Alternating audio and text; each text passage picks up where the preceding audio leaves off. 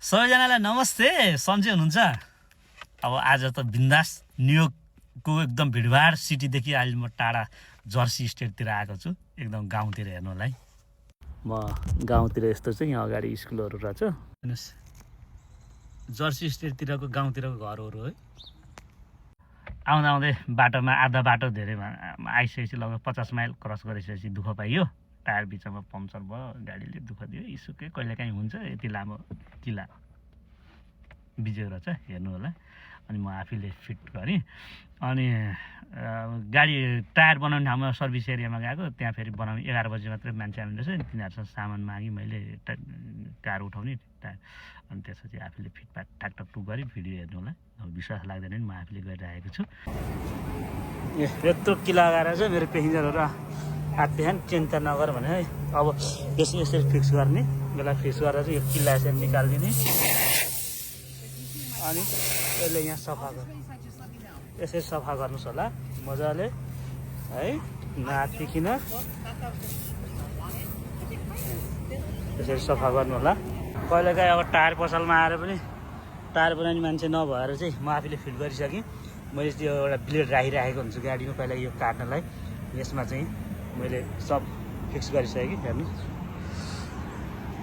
यसमा यस्तै छ जिन्दगी साथीहरू। अनि हजुरहरूले एकअर्कामा सपोर्ट गर्नु पर्यो हामीले है।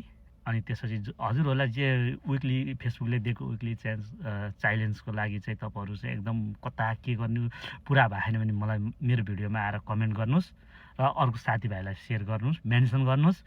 अनि मैले आएर त्यहाँ तपाईँहरूलाई सपोर्ट गर्नेछु। भिडियो सबैजनाले अन्तिमसम्म हेर्नु होला। अनि यस्तै हो जिन्दगीमा एउटा कन्टेन्ट के बनाउँ त भनेर चाहिँ यसो जर्सीदेखि यता आइएछ, त्यही भएर एउटा कन्टेन्ट बनाउनु त भनेर चाहिँ म यसो गाडी पार्क गरेर बनाउँदैछु। अब यहाँबाट 2 घन्टा जति लाग्छ मलाई सिटी फर्किनलाई।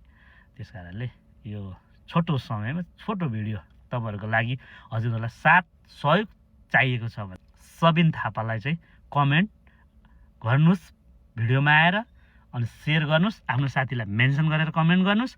म फेरि साथीलाई गएर पनि मैले सपोर्ट गर्नेछु। अब यस्तो क्या, अब हामीले भनेको एक्लैले पुरा गर्न सकिन्न होइन। एकअर्कामा हामी एकात्ता नभएपछि सफल केही पनि छैन है, असम्भव छ। फेरि त्यही भएर हामी एकात्ता हुन नि पर्छ साथीभाइहरू है, दाजु दिदी बहिनीहरू। हजुरले जहाँबाट भिडियो हेर्नु भएको छ सेयर कमेन्ट गर्नु होला। हजुरलाई म स्टार दिएर सपोर्ट गर्नेछु, सकेको गर्नेछु। मैले बोलेको कुरा पुरा गर्नेछु। हजुरहरूले नि आएर कमेन्ट गर्नुहोस् होला मेरो भिडियोमा भन्दै अहिलेलाई म चाहिँ बिदा लिन चाहन्छु है त। फेरि अर्को भिडियोमा लिएर आउनेछु।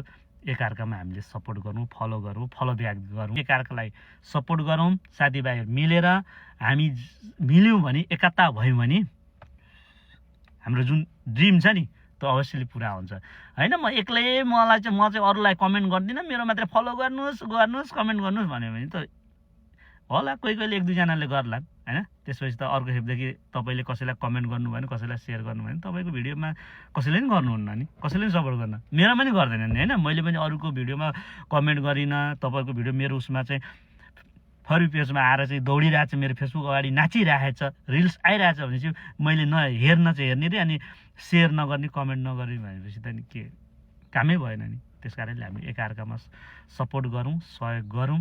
सकेको केही छैन।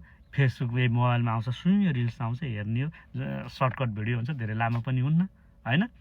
हामीले एकअर्कामा सपोर्ट गरौँ, फलो गरौँ, फलो ब्याक दिने बानी गरौँ भन्न चाहन्छु म मेरो साथीभाइहरू सबैजनालाई। मेरो पनि साथीभाइहरूले अरूको भिडियो हेर्नु भएको छ नि, मेरो जुन फ्रेन्डमा हुनुभएको साथीहरू, फलोइङमा हुनुभएको साथीहरूले एकअर्कामा सपोर्ट गर्नु होला भन्न चाहन्छु है म, रिक्वेस्ट दिलदेखिको। ल अहिलेलाई चाहिँ बाई बाई।